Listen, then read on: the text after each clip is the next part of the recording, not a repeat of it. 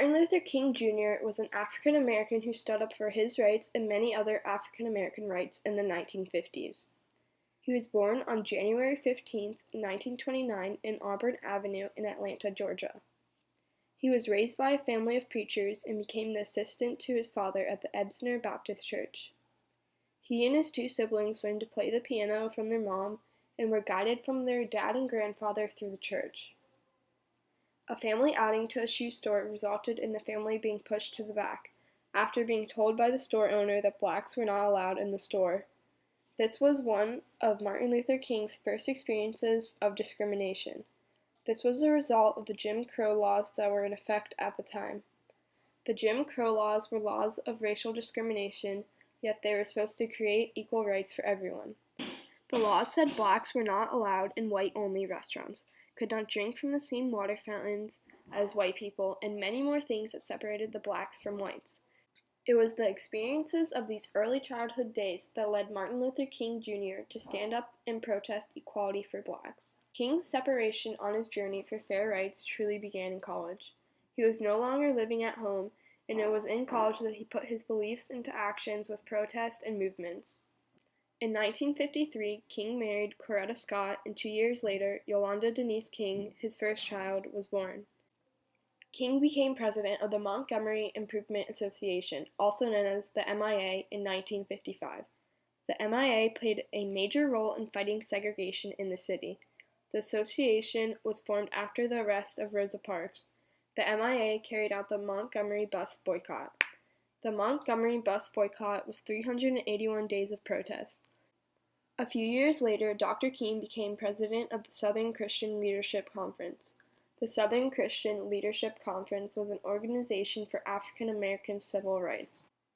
Around this time, King was leading many nonviolent protests in Burlington, Alabama. Burlington, Alabama was known as the most segregated city in America. At 35 years old, Martin Luther King won the Nobel Peace Prize. I accept the Nobel Prize for Peace at a moment when 22 million Negroes of the United States are engaged in a creative battle to end the long night of racial injustice. On January 30th, 1956, at 9:15 p.m., King's home was bombed. The night the house was bombed, September 30th, 1956. Mary Lucy Williams and Mrs. King were in the living room. The baby Yolanda was in the master bedroom sleeping. And all of a sudden, Mrs. King hears a noise out front. So they ran down the hallway. That blast went off seconds later. And Dr. King said it didn't take a full breath from the time he left that church and got here and found out that his family was not hurt. But in the meantime, 300 to 500 angry black people are here. They have guns and knives and sticks and hoes and shovels and pitchforks. Amid that angry crowd that could have exploded any minute, this young preacher, who was a very, very special human being, came home. And it didn't take him any words to calm those people down. All he did was raise his hand, and it was kind of like, peace, be still. Told his people to go home.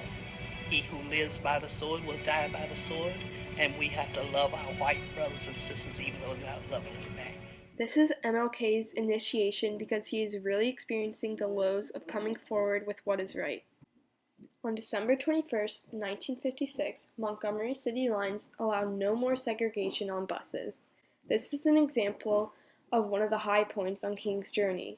On May 17, 1957, at the Lincoln Memorial in Washington, D.C., King delivers his first national address. It was titled, "Give Us the Ballot." The speech was named "Give Us the Ballot" because the main message behind the speech was that African American citizens should have the right to vote. Coretta King gave birth to their second child, Martin III, in 1957. On September 20th, 1958, during a book signing, King was stabbed by Izola Ware Curry. He was rushed to a hospital where a team of doctors successfully removed a 7-inch letter opener from his chest. This is an example of initiation on King's journey because he is facing many of the lows of being a person who stands up for equality. A few months later, on January 1st, 1961, Dexter Scott, the king's third child, was born. A year later, in July of 1962, King was arrested in Georgia for protesting. After spending 2 weeks in jail, he was released. A couple months later, Bernice Albertine, King's fourth child, was born. King wrote his letter from Birmingham jail. It is also known as The Negro is Your Brother. The letter was addressed to the clergyman who criticized King in a letter for his protesting actions. The letter said that people have a moral responsibility to break the unjust laws. On August 28, 1963, King delivered his I Have a Dream speech. Here is a portion of that speech. This nation will rise up and live out the true meaning of its creed.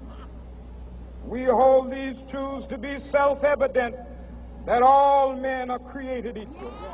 I have a dream that one day on the red hills of Georgia, the sons of former slaves and the sons of former slave owners will be able to sit down together at the table of brotherhood.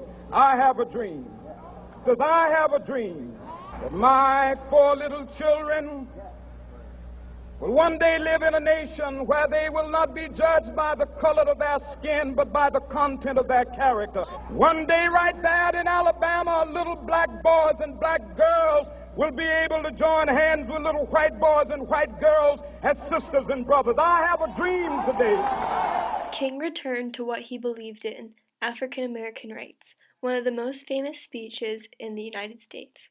He is metaphorically coming home. The speech represents everything he has been working for and hopes to work for. The iconic speech will forever be remembered. In 1964, King was named Man of the Year by Times Magazine. A few days later, King was arrested because he demanded service at a white-only restaurant.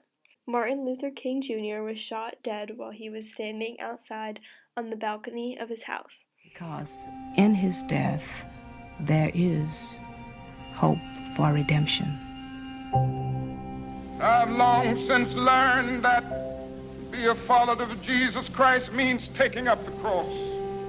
Let us go out this morning with that determination. Martin Luther King will always be known for all of his brave acts of equality for blacks and will always be remembered.